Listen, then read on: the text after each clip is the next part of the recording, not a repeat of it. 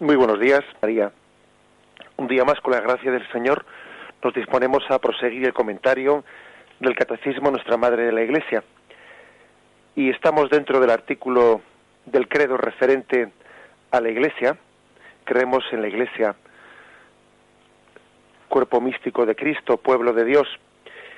Y dentro de este punto del Catecismo, de esta parte en la que se refiere la Iglesia como pueblo de Dios, estamos hoy en los puntos 783 al 786, donde se habla de un pueblo sacerdotal, profético y real. El término pueblo nos permite retomar el punto del que estábamos hablando en el último programa, de la Iglesia como pueblo de Dios. Dentro de la Iglesia como pueblo de Dios se habla de pueblo sacerdotal, pueblo profético y pueblo real. Bien, decíamos que el término pueblo de Dios pues fue una de las intuiciones que tuvo el Concilio Vaticano II, que sacó del olvido esa imagen de pueblo de Dios que estaba ya presente en la Iglesia primitiva y en la misma liturgia. El Concilio Vaticano II privilegia esta imagen, la privilegia porque quiere hablar de la Iglesia en cuanto que está presente en la historia de la salvación, en la historia del pueblo de Israel que peregrina, que va caminando. Porque quiere subrayar que la Iglesia pues es esa comunidad de hombres que ha sido buscada por Dios, que ha sido convocada por Dios. Así pues, la idea madre de la Constitución sobre la Iglesia del Concilio Vaticano II es que el pueblo de Dios está compuesto de todos los fieles, clérigos o seglares, y que la jerarquía hay que entenderla en el marco de todo el pueblo de Dios. No solo porque también ella es pueblo, porque también la jerarquía es el pueblo de Dios, sino porque además está al servicio del pueblo de Dios. Tengamos en cuenta que en un principio el término laico significó a todos los miembros de este pueblo. Y a partir del siglo III, en la tradición de la Iglesia, el término laico pasó a designar a los que no eran clérigos. Bien, pero aquí lo importante, al margen de alguna, digamos, anécdota histórica como esta, lo importante es que todos los miembros bautizados tienen una misma dignidad de hijos de Dios, de miembros de un pueblo. La Iglesia no es el clero, somos todos los bautizados. De modo que si dentro de la Iglesia existe una jerarquía, existe para el servicio del pueblo en la palabra, en el sacramento y en el gobierno. Por eso se insiste tanto en el Concilio Vaticano II en esta imagen de Iglesia como pueblo de Dios. Al pueblo de Dios se incorporan los hombres por medio de la fe y el bautismo, y dice literalmente la Lumen Gentium, esta Constitución sobre la Iglesia del Concilio Vaticano II, dice literalmente que quienes creen en Cristo son nacidos no de un germen corruptible, sino de uno incorruptible, mediante la palabra de Dios vivo, no de la carne, sino del agua y del Espíritu. Son hechos por fin un linaje escogido, sacerdocio real, nación santa, pueblo adquirido.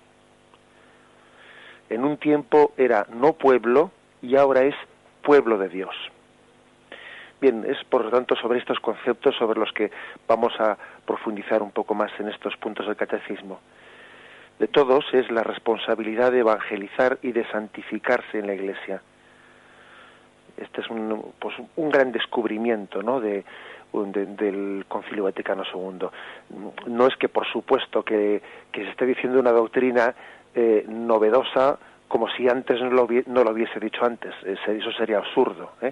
La doctrina católica, por definición, porque viene de la tradición y viene de la palabra de Dios, pues no puede ser novedosa. Pero sí se subrayan, ¿no?, unas imágenes pues que antes pues posiblemente pudiesen haber sido un poco más arrinconadas. Aquí lo que subraya el concilio es que los seglares tienen un papel activo en la vida y en la acción de la Iglesia, como partícipes que son en ese oficio de Cristo, sacerdote, profeta y rey.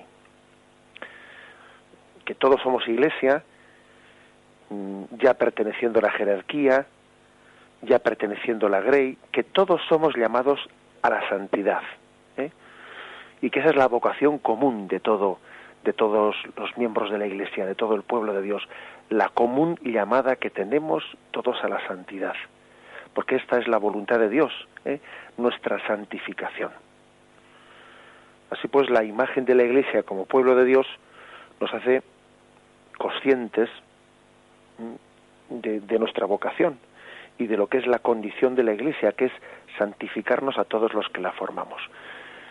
Como digo, no es que sea una doctrina nueva. ¿Cómo va a ser una doctrina nueva, no? Pero sí es cierto que el Concilio Vaticano II subraya esto. Y al comenzar por aquí, ¿no? En vez de comenzar, pues, cómo se constituye la Iglesia jerárquica o la Iglesia o las distintas, al comenzar por aquí, subraya este aspecto de la común llamada a la santidad, de la común dignidad de todos los que formamos el pueblo de Dios. Bien, en este contexto, da un paso más el catecismo y ahora se adentra en especificar un poco en esa vocación de ser pueblo sacerdotal, pueblo profético y pueblo real. Dice el punto primero, 783. Jesucristo es aquel a quien el Padre ha ungido con el Espíritu Santo y lo ha constituido sacerdote, profeta y rey. Todo el pueblo de Dios participa de estas tres funciones de Cristo y tiene las responsabilidades de misión y de servicio que se derivan de ellas. Bien, en los próximos puntos va a especificar una por una estas tres funciones, ¿no? Sacerdote, profeta y rey. Pero ahora yo creo que lo principal que aquí se nos afirma, pues es el hecho de que, al igual que Cristo fue ungido con el Espíritu Santo y constituido sacerdote, profeta y rey, al igual que Jesucristo, en el río Jordán, tuvimos ocasión de hablar de ello, fue especialmente un momento en el que Cristo, ungido por el Espíritu Santo, pues es constituido, ¿no?, y presentado ante el pueblo como sacerdote, profeta y rey. Hay que tener un poco cuidado con la palabra de que Cristo es constituido pues por ejemplo en la unción del río Jordán, porque la palabra constituido podría dar pie a una mala interpretación, en el sentido de que si Jesús antes del momento del río Jordán no lo fuese. Y claro, Jesús es hijo de Dios por naturaleza. No es que fuese adoptado como hijo de Dios en el momento del episodio del río Jordán, cuando el Espíritu Santo viene sobre él y comienza su misión y su predicación pública, ¿no? Porque claro, no se trata de que él sea adoptado, como a veces falsamente y equivocada y erróneamente, ¿no?, se ha explicado pues este episodio del río Jordán como una especie de adopcionismo. No cabe tal adopcionismo. Nosotros somos adoptados como hijos de Dios en el bautismo, pero Cristo no es adoptado, sino que Él es hijo de Dios por naturaleza. Bien, entonces, en Jesús, cuando decimos que es constituido como sacerdote, como profeta, como rey, bien, es un misterio un poco lo que significa esa palabra constituido, pero podríamos decir que es proclamado públicamente, que es señalado por Dios ante los hombres, señalado por Dios. Siempre queda un misterio, ¿no?, de qué significa esa palabra en Jesús, pero bueno, dejémoslo aquí, aunque pueda haber muchos matices que se nos escapen. Jesús es señalado por Dios ante los hombres. De hecho, en ese momento, cuando Jesús es bautizado en el río Jordán, comienza, ¿no?, pues una vida nueva, comienza la vida pública de su predicación, esos 3 años, esa hora para la que el Padre le había preparado. Jesús, en ese momento en el que los cielos se abren y el Espíritu Santo en forma de paloma viene sobre él, en el que la voz del Padre proclama: este es mi Hijo amado, mi predilecto, en ese momento resplandece ante el mundo como el sacerdote, como el profeta y como el rey. Así lo entiende Juan Bautista, que entiende que su ser profeta, bueno, pues ha alcanzado el culmen. Él señala con el dedo a sus discípulos y les dice: a partir de ahora no me sigáis a mí, seguidle a este. Y los discípulos de Juan Bautista dejan de seguir a Juan Bautista para comenzar a seguir a Jesús.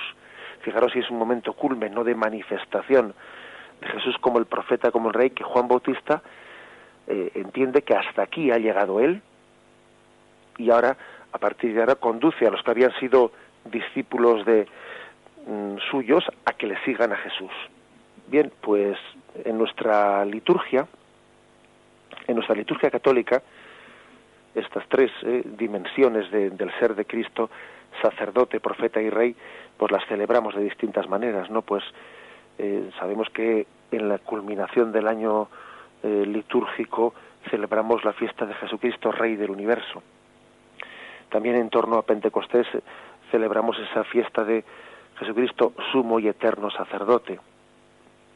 No tenemos así una fiesta específica para hablar de Jesucristo profeta, pero quizás esa hay que decir pues que a Cristo como profeta le estamos continuamente pues celebrando en la medida que es él el que nos proclama la palabra, ¿no? La palabra de Cristo en el Evangelio pues la estamos diariamente, ¿no? Pues proclamando.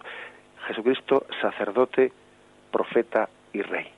Bien, pues esto que es Jesucristo, esto que es ese mismo ser, ¿no? Pues lo recibimos nosotros por el bautismo.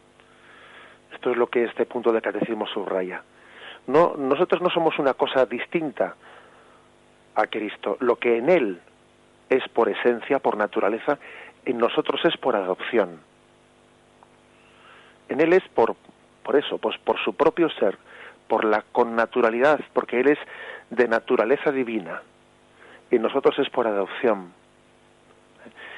A todos nosotros, cuando fuimos bautizados y se nos ungió con el crisma, el momento en que el sacerdote pues hacía en nuestra frente una señal de la cruz, con ese dedo que había sido ungido, ¿no? Pues en la crismera, con el crisma, que es esa mezcla de aceite y perfume, se nos dijo la siguiente oración: Dios Todopoderoso, Padre de nuestro Señor Jesucristo, que os ha liberado del pecado y dado nueva vida por el agua y el Espíritu Santo, os consagre con el crisma de la salvación, para que entréis a formar parte de su pueblo y seáis para siempre miembros de Cristo, sacerdote, profeta y rey. Bien, esta oración litúrgica con la que hemos sido bautizados, o sea, nos recuerda que en el bautismo hemos sido introducidos en Cristo por el Espíritu Santo. Y hemos pasado a formar parte, como miembros de Cristo, que es sacerdote, profeta y rey. Y es imposible ser miembro de Cristo si no se es sacerdote, profeta y rey, porque es su propio ser, su propia naturaleza, que es compartida en nosotros. Esta es la afirmación, ¿no?, de este punto del catecismo que es de una manera tan contundente se nos afirma aquí. Somos pues otro Cristo. Es verdad que pues que la tradición ha reservado pues la palabra otro Cristo, alter Christus, ¿no?, pues al sacerdocio ministerial. Los sacerdotes son otro Cristo, sí, es verdad. Los sacerdotes son otro Cristo en el sentido que hacen presente a Cristo como cabeza, pero todos los cristianos en este otro sentido son otro Cristo. No como cabeza, no como presidencia del pueblo, pero sí otro Cristo en el sentido de que ellos reciben de una manera, pues por adopción, reciben lo que Cristo es por esencia, por naturaleza.